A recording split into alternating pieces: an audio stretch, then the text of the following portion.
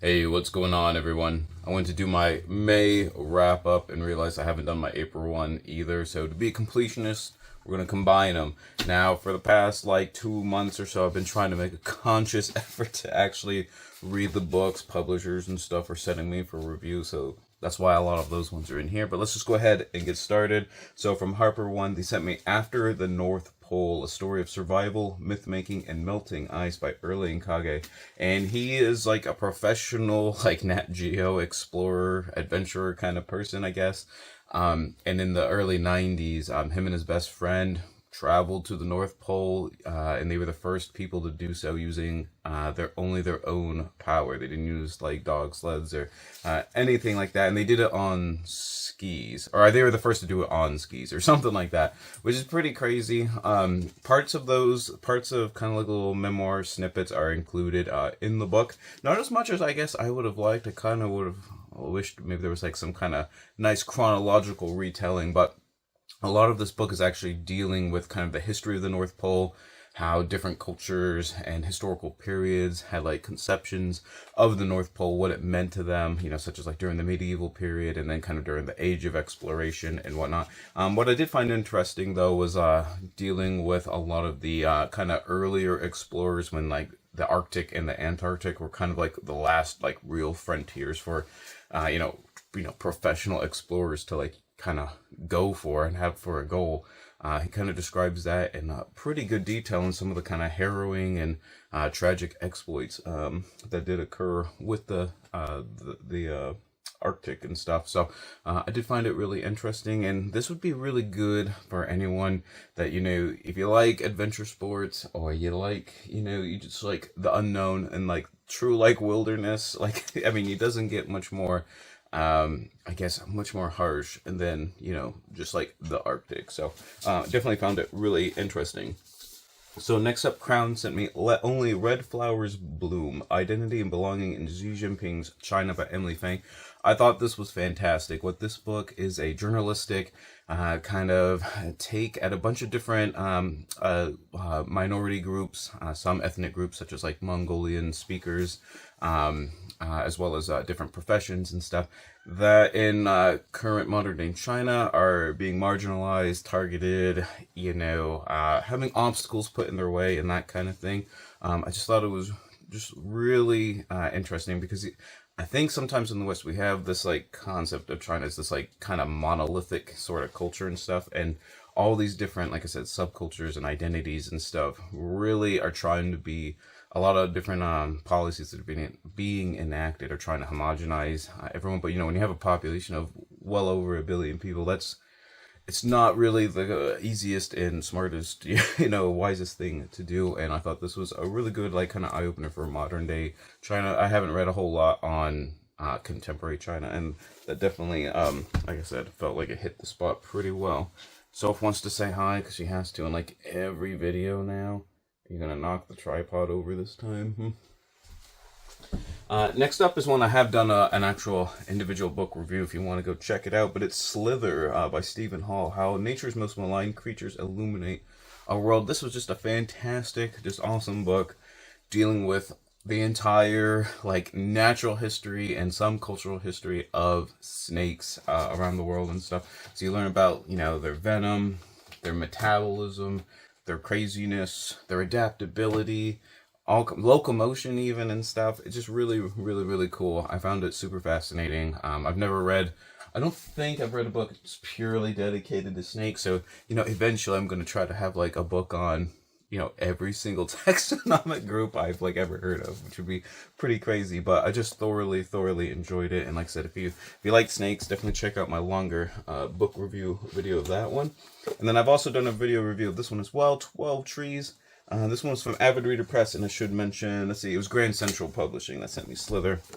12 Trees was just a nice, super cozy, guess like nature book. I don't know, like I know a lot of people like cozy mysteries and that kind of thing. I think there's like a cozy natural history like genre. 12 Trees, The Deep Roots of Our Future by Daniel Lewis. And what the author does is he just takes a species of tree from around the world in each chapter, and you kind of learn a little bit about their natural history and biology and stuff. But more importantly, kind of their cultural impact on society in the different like populations in that area, and how they've utilized the tree and how it's either being exploited or protected or this, that, and the other thing. And I just found it, just like I said, just really calming and relaxing. I don't even know if that makes a whole lot of sense, but yeah, definitely check that one out as well if you're interested in trees. So speaking of trees, I also did a buddy read in the month of April, and it was Suzanne Simard's Finding the Mother Tree, Discovering the Wisdom of the Forest. And I listened to this one on audiobook, so I didn't have to wait to pick a copy up. But this book is all about the author's scientific journey through like kind of different forest research and that kind of thing, going and getting her education working in like the Canadian forest system, which was kind of interesting to learn about, just because I've learned a little bit about it, like in the main, like North Woods and stuff, kind of tangentially and everything. But I really appreciated the Quebecois like culture, just because I'm like right next door and I go to Quebec like all the time. I shouldn't say like all the time, but go to Quebec fairly frequently. So it's kind of neat, just kind of learning about like that kind of like little kind of subculture of Canada and everything. But anyways, she is the researcher who's most prominently known for discovering the Wood Wide Web, which is how a lot of forest ecosystems are connected through their root systems and mycelial fungal networks, and how trees can kind of communicate to each other through this system to help support each other with different nutrients and that kind of thing for resilience purposes, which I thought was really cool. Like I said, I've read about it in other books, but never like, directly from the source here. So I thought that was quite fascinating, and I did appreciate. Probably my favorite part was kind of going over how she kind of developed and actually enacted a lot of her actual like studies and research methods and stuff. The only thing I would say I just found like kind of odd was, pretty much every time she was used, like any, like in her earlier days, especially anytime she was using like gadgets or tech or something, and like the PPE, the protective portions of it just like were not working and like not being like utilized properly and stuff, and there was just a lot of like little mishaps and that kind of thing that was stressing me out a little bit. But overall, I think it's really eye-opening, especially for someone who has not read a lot about like kind of forest ecosystems and stuff. I think that'd be a really cool one for you to go read. And one more digital book that I think it was Smithsonian, actually, like their press, that sent me a digital version, was Supermassive: Black Holes at the Beginning and Ends of the Universe by James Treffel and Shobita Sayapal. And this was actually a really interesting book all about black holes. I read the black hole like very short introduction book not too long ago, and it kind of left me wanting more. I think it was just a little bit too short for my liking for like something on like that kind of crazy of a topic. But this is all about kind of the history of the concept of black holes, as well as kind of the mathematics and the science of what is going on there. Some of it was still like a little bit over my head, but I did enjoy how I didn't realize the whole concept of the black holes and stuff went back, well over 100 years, even into like kind of like the era of like Schwarzschild and stuff like that. I didn't realize that. I thought it was like kind of a more modern. I guess it's not really a concept, they actually exist, but you know what I'm saying, I guess a more modern discovery kind of thing. So I definitely think this was a good one for people that don't know a lot about physics and cosmology and stuff, because I didn't feel like super out of my depth per se, but it's definitely, I've read I think 3 books on black holes at this point, and this was my favorite one so far. So next up, we'll move on into, let's see, I think May. And so for my philosophy Discord, we've been kind of reading a very short introduction each month on a different like kind of philosophy topic and that kind of thing. And that month's was Ivan Senna, a very short introduction by Peter Adamson. And I think everyone kind of agreed that was reading it, that this was like the best one so far, or at least one of the top ones of the year so far, out of the 5 or 6 that we've kind of read. I thought it was really well done. I'd only known the name of Avicenna. I didn't really know any of his, I guess, like major contributions and stuff. I just like the way how the author kind of showed how Avicenna used a lot, kind of like almost like analytical philosophy with like premises and kind of like following like kind of like logical argumentation, and how Avicenna, if even if his like arguments kind of made like a really awkward kind of conclusion or like something tangential, had to be kind of agreed upon, he was just like, like that's just like what the logic and the math kind of like shows, so we got to like go with it. So I thought that was really cool. But you learn, I've heard of his, for example, like his floating man experiment, thought experiment, but that was only kind of like in passing and in reference and stuff. And this book does a good job kind of explaining what that was all about and that kind of thing. So definitely could do a lot worse than that one. So Crown also sent me Poet Square, a memoir in 30 Cats by Courtney Gustafson, and I generally liked the premise of this book. I feel like after like I put it on my Goodreads and Storygraph, apparently I'm like one of the only people in the world that thought it was just okay. But the author, when she moves to a new city, there's a bunch of feral cats kind of swarming around her place, and she eventually kind of gets to know them and starts taking care of them, and how that kind of ramps up over time, and how her fame with like Instagram with these cats kind of ramps up over time as well. Kind of catches her off guard a little bit. Overall, like the premise is great. You know, it's a really good story, and it's a really good thing that she's doing. Though there's just a couple, it's more just a couple things on like the tone of the book. That there was a couple like off, I thought they were just kind of off-putting, but apparently I'm in the vast minority here, so take it with a grain of salt. But like, for example, she had mentioned things like, I think she was in her like late 20s or early 30s or something like that, and she's talking about paying bills and, you know, all the finances and stuff. And she literally says something along the lines of like, she couldn't wrap her head around how like other people had like car payments, and for like people sometimes have like 401ks and stuff. She just assumed everyone just paid cash for cars, just across the board or something. I was just like, what is going on here all of a sudden? But like I said, I'm in the vast minority, so take that as you will. I joined the Verso Book Club, I guess apparently, I think it was either April or May, and I was like, oh, I gotta like start reading here, or I'm gonna like fall way behind. So I got two coming up right here, but this one's Capital's Grave, Neo-Feudalism and the New Class Struggle by Jody Dean. This wasn't even, apparently you get to pick one of two books, but the first month you join, they send you both of them, I think, to be nice. I didn't realize that because I was going to pick the other book, so I was like, I'll just start with the one I wasn't interested in, otherwise it's going to sit around forever.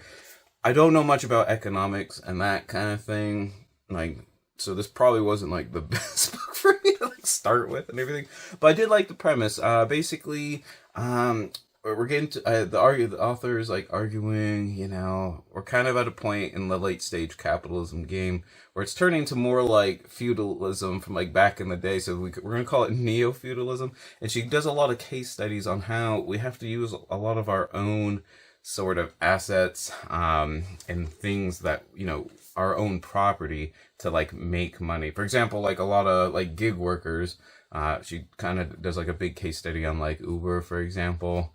You know, you have to use your vehicle as kind of like a work thing and whatnot, and how we're kind of almost going into like this weird, almost like subscriber based like work system and everything, which, like I said, some was a little bit more compelling than others and stuff. So I thought it was pretty interesting. I don't know if I can like really make a good like definitive statement on like what I really think about it, because like I said, I don't have a lot of like reference points. So that's definitely something I'm probably gonna have to brush up on, and by brush up I mean like start from the beginning, because I don't know what is going on. Next up we have Jody Hare's Autism is Not a Disease, The Politics of Neurodiversity. So I picked this one up specifically after RFK's like just asinine statements a month or two ago just like pissed me right off, so I bought this like the next day.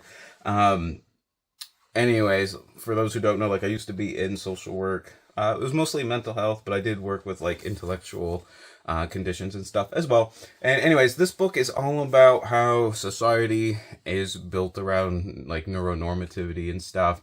And how having autism, having like ADHD, having all these different kind of, you know, mental health conditions and stuff, and diagnoses it's not a disease in the sense of the way that they've been treated in the past, and kind of some different approaches of how we can kind of move forward to make it like just an easier world for people who are neurodiverse to live in, and not like, create obstacles for anyone else either. So it's basically a win-win. So I don't, anyways, definitely check this one out if those topics seem interesting to you.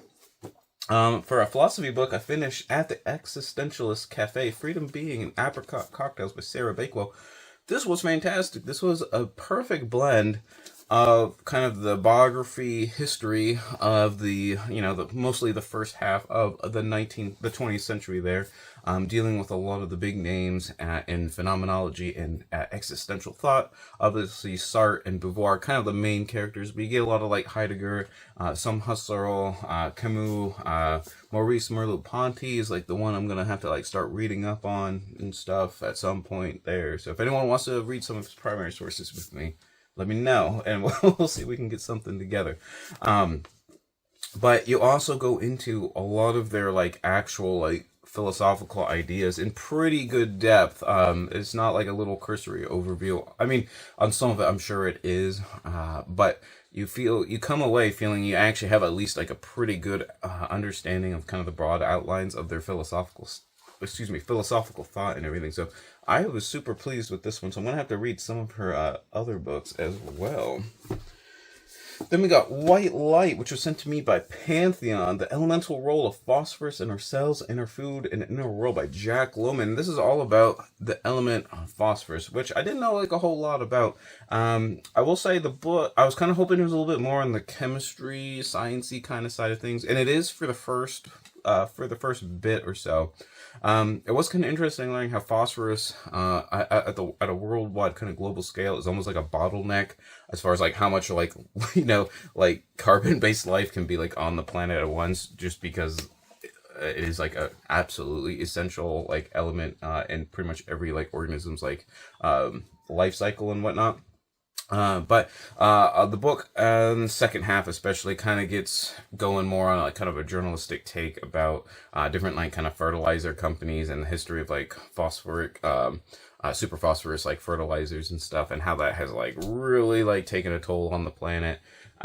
Between like fertilizer runoff, obviously like all the like strip mining operations and that kind of stuff as well. But like I said, it was pretty interesting, and I'll probably at least do, for a lot of these ones that are being sent to me, I'll at least do like written reviews on like Instagram and everything like that, like I normally do. So there was that one. And then lastly, let's see, what do we got here? We got William Dalrymple's The Golden Road, How Ancient India Transformed the World. And this was sent to me by Bloomsbury. And I was really pleased with this one. I wanted to read this one from quarter 2 of Historathon, which is roughly 500 to 1500 in the medieval period. And I'm trying to read, like I said, I'm trying to read a little bit more about cultures or societies and topics that I don't normally read like a whole lot about. And India is like one of those ones that I've basically read nothing like directly on. And yeah, this, like I said, this was kind of almost like a history of like Indian ideas and how they spread during the ancient and medieval periods, such as Buddhism, but also like science and mathematics, even like numerals and stuff like that, how they originated in India and kind of spread throughout the world through like different trading networks and stuff like that. So I found it really, really fascinating. I really, really enjoyed it. And there's lots of good plates in this one as well, as you can see here. So yeah. Like I said, I feel like it filled in quite a bit of gaps in my knowledge base there, and that's always a great thing. So there you have it. Those are the books that I finished in April and May. Let me know down below what your favorite, I guess, most recent read has been, and always remember, read victoriously.